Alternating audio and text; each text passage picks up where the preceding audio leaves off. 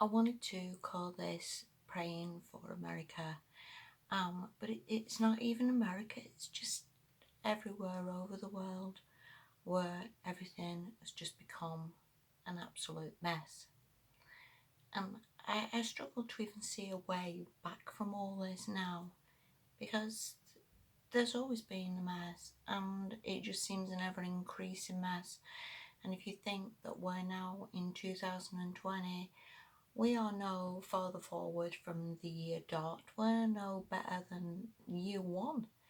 You know, if you imagine there's a job advertised now, and a black person and a white person and a Muslim person that apply for this job, it's irrelevant who gets it.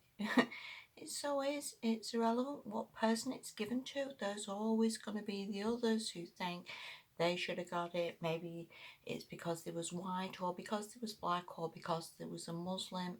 It just never ends, does it? And there is no answer to any of this. Every single country in the world is struggling with the same issues, that we have the same problems. There's always the jealousy what never ends, there's always the envy that never ends, and the rise of social media has so made a mess everywhere as well, all over the world. I mean, when I was growing up in the 1970s, I lived in a small town. I did not see any Bentleys. I did not see any Gucci shops. I certainly didn't see any Louis Vuitton, Lamborghinis, any of this stuff. You just went to work, you went to school, you came home, you watched telly and the cartoons, and that was that. And the social media, again, has created a lot of Instagram stars, a lot of people who flash their wealth on a constant basis, have massive big houses, $1 million expenses, holidays here, there, and everywhere, gold, a lot of things that they have brought. Again, it's just it irritates people. And for the young people, this is something they deal with every day. This is something they see every day. A lot of young people spend their whole lives on the phone and watching this sort of stuff and seeing celebrities flaunt wealth. And again, this is not some sort of rant at any particular person. I don't want to make it like that, but you can sort of see how people get aggravated by all this. You haven't got a job or you're not working, then this just creates a mess of people getting frustrated, people getting annoyed, people feeling hard done to. There's just no answer. And also every single country as well, the vast majority of countries, here in the UK and elsewhere, there is no manufacture anymore.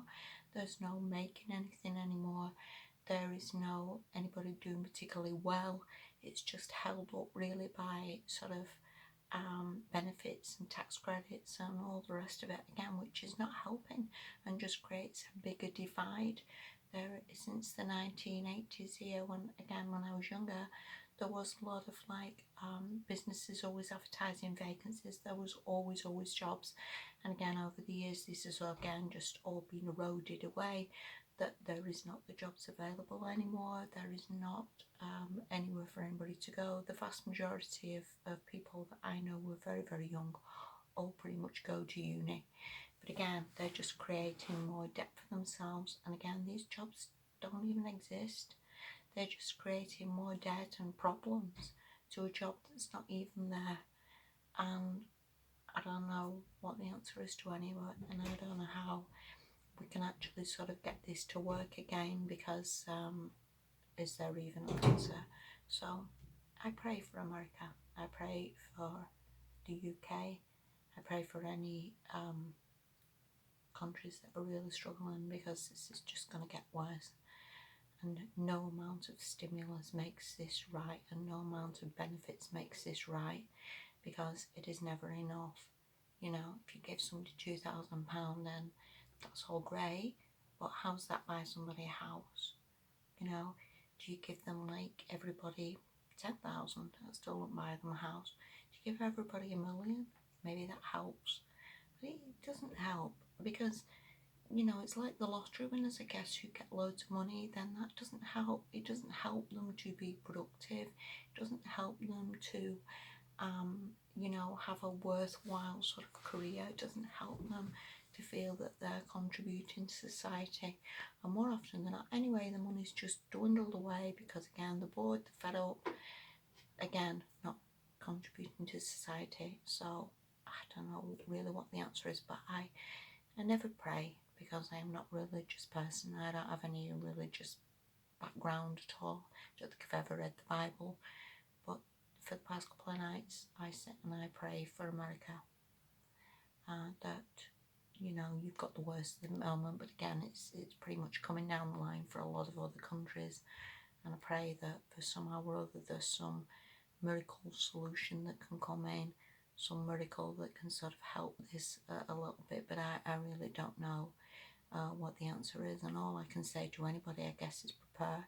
Move out of any areas that seem trouble places, any big cities that maybe you don't want to be in.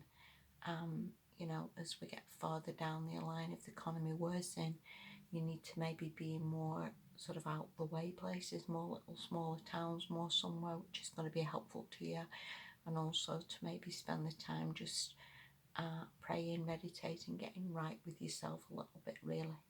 You know, because it is so easy, again, I guess, to read too much news and get too negative and get too sucked into all this, which again isn't helpful to anybody, and it's so easy to do. So yeah, I pray for you, America. I pray for everybody out there that we all keep safe and somehow or other some turnaround on this. I really can't see what it is. Thank you for watching. Bye bye.